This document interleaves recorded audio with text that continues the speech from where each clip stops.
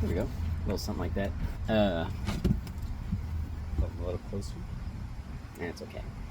Um, but yeah, so this is gonna be another double feature one. Um, since pretty much the same movie, or at least like same title, right? They're actually very different, surprisingly. But today I'm talking about Haunted Mansion, the one from 2003 and from 2023. Um, it's unfortunate I don't really have much to say about the 2003 version. I mean, very you know to me personally, it's just very nostalgic, I guess, right? I was scrolling around and I saw it and I was like, you know what? I haven't seen this since I was younger. I used to watch it all the time back then. Let's give it a shot. Uh, and yeah, I mean, it's weird. Like I remembered like a huge chunk of it. Obviously, now that I've seen other things, uh, I guess the biggest comparison I can make for it is, well, I mean, tell me this, right? Very much like Dracula in a lot of ways, or at least like Bram Stoker's Dracula, or even just like the Dracula story in general, right? The I guess the main like antagonist of sorts kind of becomes obsessed with the woman because she looks exactly like his like old love. In this, it's the wife character, um, and then you have like a realtor guy that goes to the mansion. And I mean, in this case, it's like Eddie Murphy, but in Bram Stoker, it was Keanu Reeves, right? Um, yeah, I don't know. So just like a weird similarity where like you have the like main antagonist like hiring like a realtor to like sell his house under the guise of like getting closer to his wife. Sort of interesting in that regard, but obviously with this movie, it's a lot different um, because the twist is like the butler did it, um, and that's all right. But yeah, I mean, again, like nothing like too crazy, like plot heavy. The only thing that kind of like elevates this movie a bit.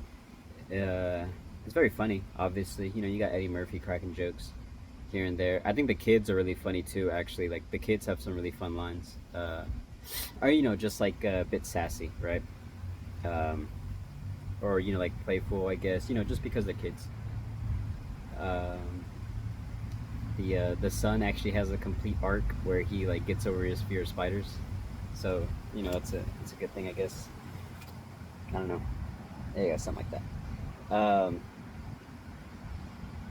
What else? The effects are actually pretty good. I think. I mean, again, like this one, I'm just it's so like middle of the road to me that I'm like trying to find some things to talk about. I just kind of watched it and I was like, yeah, it was all right. It's definitely something I enjoyed as a kid, but I mean now it's just sort of whatever. But I mean, no, actually, kind of it still holds up for the most part on the effects department. I like the effect of the ghosts where they kind of like devolve into like a little mist thing, or dissolve into a mist rather. Uh, it's a really cool looking effect. It's like a little blue mist. It's kind of cool. And the zombies or like undead, like skeleton joggers, whatever you want to call them, that show up whenever they're inside the crypt. They actually look really good. I won't lie. Again, like not sure if it's like practical or CG, but I mean whatever it is, it looks good. So I got to give it credit for that. Um, there's a few things here and there that kind of look a little uncanny, like the singing statues, and that part isn't really funny, but they kind of linger on it for a while. Whatever. But yeah, the first one just completely whatever. In my opinion, would I recommend it? Not really, but it's a bit of fun for the family. The second one I actually want to get into because the second one surprised me a lot. Again, like never really had interest in the whole haunted mansion thing. Um, just because I'm not really familiar with that. Like I know it's like a Disney ride or something, or like Disney attraction. So they just made some movies based on it. But yeah, like no real expectation or anything like that going into it, and I knew that it came out a few years ago, and I was like, well, same title. I'll check it out as well. I still got some time to kill. Arlene, I had some time to kill yesterday, so ended up watching that, and man, lots of stars. Uh, you got I always forget his last name, but first name is LaKeith. I think it's like Stanfield. Um, and then Rosario Dawson, Owen Wilson, Danny DeVito, and honestly, just like a whole like few others. I think there's a few like cameo appearances, and like the other like main characters have like been in a lot of things as well. Um, but yeah, so kind of surprising on that end. I wasn't expecting so many like famous people to be in it, and all of them give good performances. I actually quite like all of them. And all of them kind of have like their own like little role that they play in the movie, or their like their skill, right, that they bring like to the group. But that's another thing too. All of them are like sort of weirdos in some way, like little eccentric sort of. Um, so they blend together like really well, or like they play off of each other really well. Obviously, it's funny because with you know LaKeith's character, he's very he's like based on science. He doesn't really think too much about the supernatural stuff. So that kind of makes him like the straight man of the group, right? Um, and just like that dynamic with like the rest of the people who are like believers, it's pretty funny. And there's some like good humor that comes out of it, especially like whenever they do meet like a few more people, and all of them are like true believers in like the supernatural. It's funny whenever they finally meet Danny DeVito's character, and like his character trait is like he's like older, so he's like having heart attacks and shit. But he's like super obsessed with the supernatural. So when they tell him about the place, he's like, "Oh yeah, I want to go there. I want to go there." He's like really excited about going there, even though he's gonna be like running into ghosts and stuff. So there's like a high chance he'll like probably die from a heart attack. But he's just like really enthusiastic about it. Like, that's pretty funny. And all the other characters are really good too. Owen Wilson has a good character. The psychic medium woman, she's really funny too. She has a lot of good lines. And then Rosario Dawson, like her role is just like the mom, and she's just kind of like supportive of the group, which is nice. So I mean, again, like all the characters, like pretty basic, but I like them a lot. All the effect stuff looks really good, sort of like Doctor Strange type stuff, like very like illusion heavy, very there's a really good shot at the very beginning where the boy is like going down the hallway, and it kind of just keeps cutting like back and forth from like his like feet walking, and then you just sort of see like the hallway look as if it's getting longer. I think it's a cool shot, and they do that a few times too, where like a hallway will like extend, either like whenever somebody's just like there, or like like they like hit a dead end, like the wall will expand, or like if they're trying to run away from something, and like it just seems endless.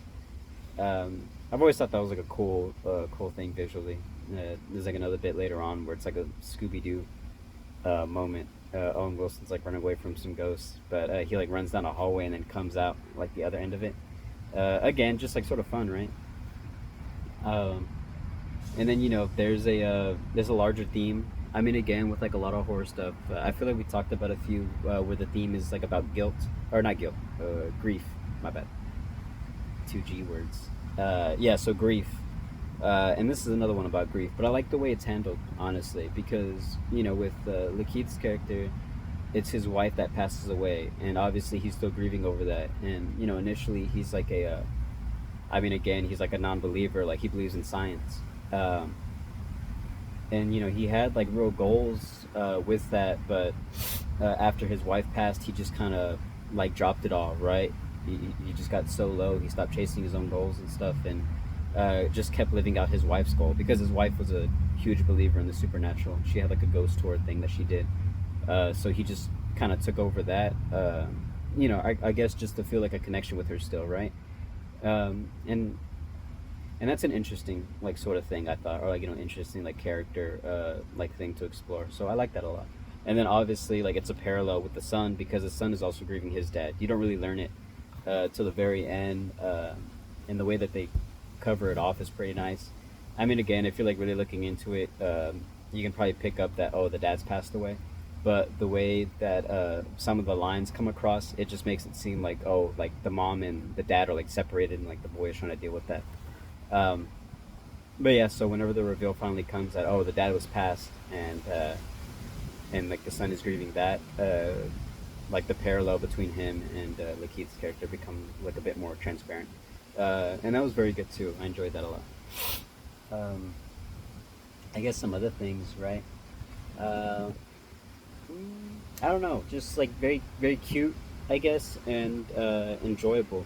This is one where like I was just kind of watching it, and then like slowly my like family members were like coming into the room, and they just sat down and watched it. So I mean, uh, good, good family fun. Honestly, that's all I can say. And you kind of got to appreciate some stuff like that. I mean, again, too, just because it's about ghosts and stuff, so you still have like a horror theme, right? But it is very entry horror. The stuff in this movie isn't too scary. There's a few like little interesting bits here and there, and then obviously like the main antagonist of the 2023 Haunted Mansion. It's a basically like play from like a headless horseman sort of character. What do you call them? Dullahans, right? Um, but yeah, so he's just like the body, decapitated head, but he holds the head like in a little lantern sort of thing. Cool character design. I'll give it that. I like that, but then obviously if they like have him put his head back on, sort of. But whenever he's like has it in the lantern, I think it's a cool look for the character. Um, and what else? I mean, no, I mean, like that was pretty much it. Like it was a double feature, mainly just because like I knew I didn't think I'd have much to talk about, especially with the first one. But the second one surprised me a lot. I enjoyed it. Uh, for the most part. So it's a bit long here and there. It's like 2 hours long. I think the first one is like hour 30. Um, no reason this movie needs to be 2 hours long, in my opinion. Well, technically like hour 50, like 10-minute credits. Uh, but yeah, a little too long, especially that last act. It just kind of becomes like a very special effects heavy. Um, they're just like throwing stuff at you, and I don't know. To me, that kind of got like a little irritating. I don't know, it's just a little too much. Uh, I mean, not to sound like a bitch or anything, but it's just like so much going on the screen at one time. It was basically like an Avengers moment, right? You just have like all the Avengers showing up because yeah, they're having a final confrontation with the antagonist, and you have like all these ghosts like flying around the air like in the background, and then you have like Owen Wilson coming in with like a little ghost army. You have like the ground breaking up. You know what I mean? It's like a little too much just going on the screen, in my opinion. Um, but I mean that's pretty much it. No real like negatives. I mean except for that, right? And like the length a little bit. I feel like it can get like chopped up here and there. But no, overall I thought cute, honestly, and again just like fun if you're willing to engage with it. But both of them, I mean the first one I said wouldn't really recommend, but the second one, I mean if you got 2 hours to kill, and you got some friends around or something like that, you just want something like light or like even just like a bit background to watch. Yeah, it's enjoyable, very enjoyable. Um, but yeah, I think that's about it. Again, just another double feature, just because they kind of share the same theme, right? I feel like the last double feature was Veronica and Don't Listen, and the theme between those was they were just both foreign, so kind of made sense. But yeah, I mean, for the rest of the month, I don't know if I do any more double features. I guess it kind of depends if like something catches the attention at the right time. But this definitely did, and I think it was fun to just sort of. I mean, again, because like they're not even like the same at all. Like they're both like very completely different movies. I just feel the second one has a bit more substance compared to the first one. So I mean, if I were to watch any again, like I think I'd watch the second one again. The first one, I mean, again, just because I watched it so much as a kid, it's like a little nostalgic, yeah. But I mean, now it's like, man, I'd rather watch other kind of like PG, like horror type movies than this. Um, and I guess technically this Haunted Mansion 2023 would be like PG-13 because they do swear a few times. There's a lot of alcohol because obviously with LaKeith's character, he's grieving, so he drinks a lot. So I guess it's more PG-13, but you know, uh, again, like regardless, right? Enjoyable. But yeah, I think that's about it for this one. Take care.